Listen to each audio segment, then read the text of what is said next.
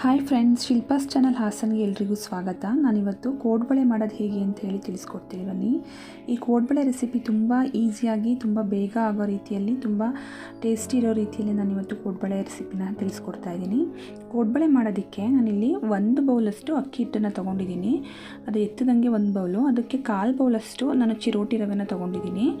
ಇಷ್ಟಕ್ಕೆ 2 ಸ್ಪೂನು ಕಡಲೆ ಬೀಜ, 1 ಸ್ಪೂನು ಕಡಲೆ, 1 ಸ್ಪೂನ್ ಜೀರಿಗೆ, ರುಚಿಗೆ ತಕ್ಕಷ್ಟು ಉಪ್ಪು, ಅಜ್ವಾನನ್ನು ತೊಗೊಂಡಿದ್ದೀನಿ. ಸ್ವಲ್ಪ ತುಪ್ಪ 1 ಸ್ಪೂನ್ ತೊಗೊಬೇಕು. ಇಷ್ಟಕ್ಕೆ ಒಂದೇ 1 ಸ್ಪೂನ್ ತುಪ್ಪ ತೊಗೊಳ್ಳಿ ಇದೇ ಅಳತೆಲಿ. ಮತ್ತು ಕರಿಬೇವು ಒಂದು 10 ಎಷ್ಟಲಷ್ಟು ನಾನು ತೊಗೊಂಡಿದ್ದೀನಿ.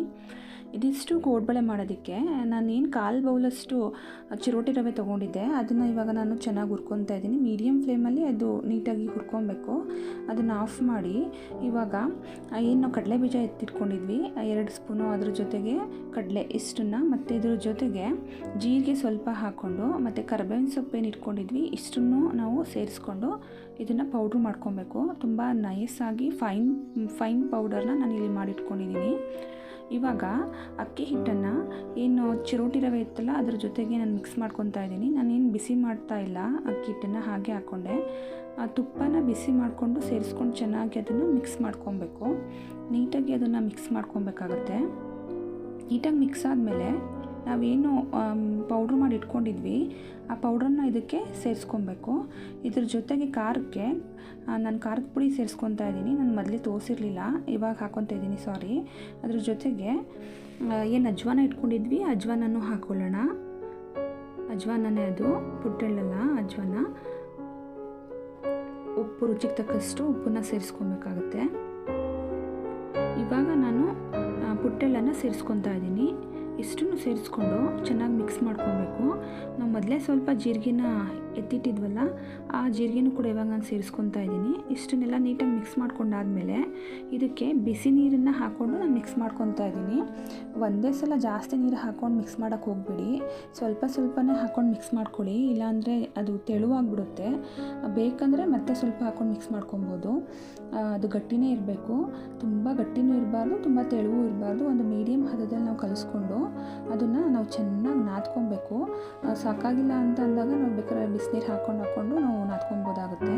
ಎಷ್ಟು ಚೆನ್ನಾಗಿ ನಾದ್ತೀವೋ ಅಷ್ಟು ಚೆನ್ನಾಗಿ ಕೋಡ್ಬಳೆ ಬರುತ್ತೆ. ಏನು ನಾವು ಚಕ್ಲಿ ಮಾಡ್ತೀವಲ್ಲ ಅದೇ ಥರ ನಾದ್ಕೊಬೇಕು. ನೋಡಿ, ಇಷ್ಟು ಹದದಲ್ಲಿ ನಾದ್ಕೊಬೇಕು. ನೋಡಿ, ಸಾಫ್ಟ್ ಆಗಿದೆ ಹಿಟ್ಟು.